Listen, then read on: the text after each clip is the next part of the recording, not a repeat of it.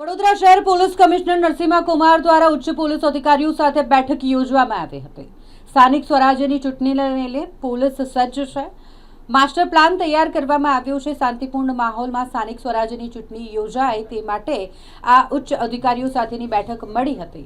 હાલમાં જ જ્યારે પોલીસના અધિકારીઓ અને પોલીસ ઇન્સ્પેક્ટરની બદલી કરવામાં આવી છે ત્યારે નવા જૂના તમામ પોલીસ અધિકારીઓ સાથે આ બેઠકનું આયોજન કરવામાં આવ્યું અને જેમાં જરૂરી સૂચનાઓ પોલીસ અધિકારીઓને અને પોલીસ કર્મચારીઓને આપવામાં આવી છે। ખાસ કરીને જ્યારે સ્થાનિક સ્વરાજ્યની ચૂંટણી યોજાવાની હોય ત્યારે અસામાજિક તત્વો સામે કડક કાર્યવાહી કરવામાં આવશે। ડ્રિંક એન્ડ ડ્રાઈવની એક ઝુંબેશ હાથ ધરવામાં આવી છે। 11 જેટલી ચેકપોસ્ટ કે જ્યાં ચેકિંગ કરવામાં આવી રહ્યું છે। શાંતિપૂર્ણ માહોલમાં ચૂંટણી યોજાય તેને લઈને પોલીસ દ્વારા તમામ તૈયારીઓ કરવામાં આવી રહી છે।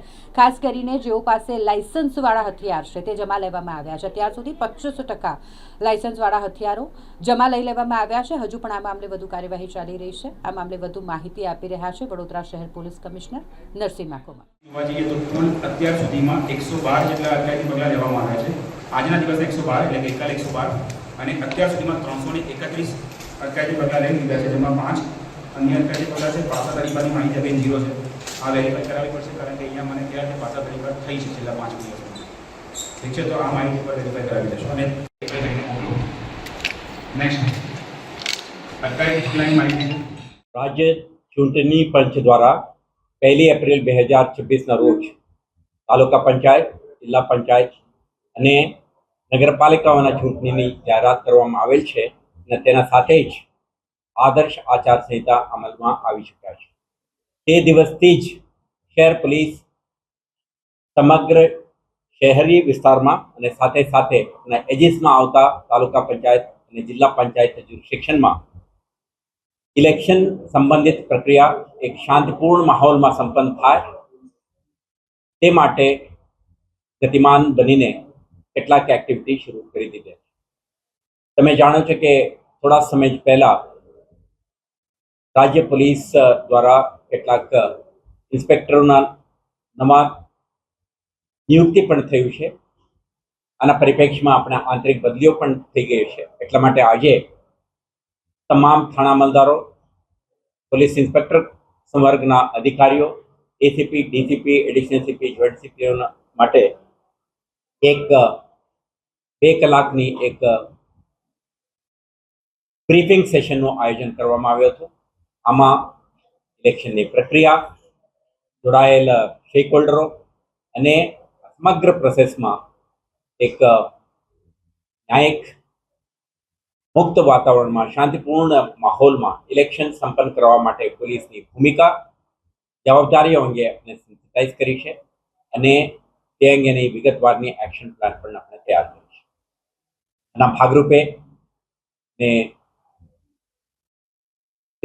શહેરના જે રિટર્નિંગ ઓફિસર, અસિસ્ટન્ટ રિટર્નિંગ ઓફિસરો અને અન્ય સ્ટેક હોલ્ડરો સાથે મળીને આખા એક્સરસાઇઝ હાથ ધરવામાં આવી રહ્યું છે અને પોલીસ દ્વારા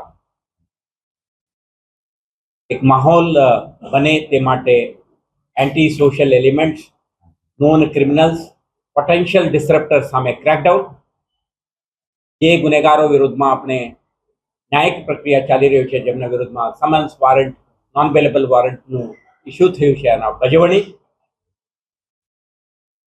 અને જે લાયસન્સ ધારકો છે, હથિયાર રાખે છે સંરક્ષણ માટે, પાક રક્ષણ માટે કે અન્ય પ્રવૃત્તિઓ માટે, એવા હથિયારોના દુરુપયોગ ના થાય, કોઈ પણ રીતે ઇલેક્શનને ઇમ્પેક્ટ ના કરે તે માટે એના જમા લેવાની પ્રક્રિયા અને સાથે સાથે સમગ્ર શહેરમાં ક્રિમિનલ એલિમેન્ટ્સ મુવમેન્ટ ના કરી શકે અને ડિસરપ્ટ ન કરી શકે તે માટે 11 જેટલા ચેકપોસ્ટને સક્રિય બનાવીને સઘન ચેકિંગ,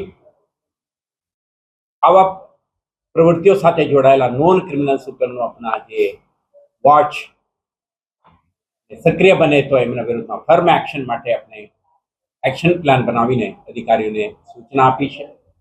અત્યાર સુધી ઓલરેડી ગતિમાન બનીને આપણે 25%થી વધારે હથિયારો જમા થઈ ગયા છે। ગઈકાલે પણ તમે જોયું છે વાહન ચેકિંગના ઝુંબેશ શરૂ કરીને 25થી વધારે ડ્રંક એન્ડ ડ્રાઇવિંગના કેસો, 135 હેઠળના જે જાહેરનામા ભંગ કરે અને હથિયાર લઈને ફરે એવા તત્વો વિરુદ્ધમાં આપણે ક્રેકડાઉન કરી છે. તો આવતા દિવસોમાં પોલીસની હાજરી, વિઝિબિલિટી અને ડોમિનેશનમાં વધારો થશે અને સાથે સાથે ઇલેક્શન પ્રક્રિયા દરમિયાન returning officer, assistant returning officer અને અન્ય સ્ટેક હોલ્ડર સાથે સંકલનમાં રહીને સમગ્ર પ્રોસેસની ઇન્ટિગ્રિટી, એક પારદર્શક અને રાજ્ય ચૂંટણી પંચના સૂચનાઓ મુજબ કરવામાં આવે તે અંગે પોલીસ આપણા ભૂમિકા, આપણા જવાબદારી નિભાવવા અંગે આખા પ્લાન ઓફ એક્શન તૈયાર કરીને અમલમાં મૂકી છે. આવતા દિવસોમાં જે શહેર પોલીસ દ્વારા જુદા જુદા ક્ષેત્રમાં જુદા જુદા હેડ હેઠળ કરવામાં આવી રહેલ કામગીરી અંગે તમને વખતો વખત જાણકારી આપીશું અને એક ઇમ્પેક્ટફુલ કામગીરી કરીને સમગ્ર પ્રક્રિયા શાંતિપૂર્ણ માહોલમાં સંપન્ન થાય. 26માં થતા મતદાનના દિવસમાં પણ સરસ માહોલ બની રહે તે માટેના આપણા બંદોબસ્ત સ્કીમ પણ આપણે રૂપરેખા તૈયાર કરી છે અને 28 તારીખના જે મતગણતરી છે તે અંગે પણ આપણે જે કાઉન્ટિંગ સ્ટેશન્સ ઉપર પણ બંદોબસ્ત અંગેનું આખા પ્લાનિંગ થઈ રહ્યું છે. તો આજથી 30 તારીખ સુધીના તમામ પ્રક્રિયામાં શહેર પોલીસ સતર્ક, વિજિલન્ટ અને ડોમિનન્ટ બનીને આ પ્રક્રિયામાં શાંતિ સુવ્યવસ્થા બની રહે તે અંગે કાર્યરત રહેશે. રાજ્ય ચૂંટણી પંચના માર્ગદર્શી સૂચના મુજબ જે રેવન્યુ વિભાગના અધિકારીઓ છે એમના સાથે પોલીસ અધિકારીઓ જોડાઈ જઈને વલ્નરેબલ વિસ્તાર, ક્રિટિકાલિટી અસેસમેન્ટમાં જે એક્સરસાઇઝ કરવાનું રહે આમાં પણ આપણે હિસ્સો બનીશું અને તે અંગેને એક્સરસાઇઝ થઈ રહ્યું છે.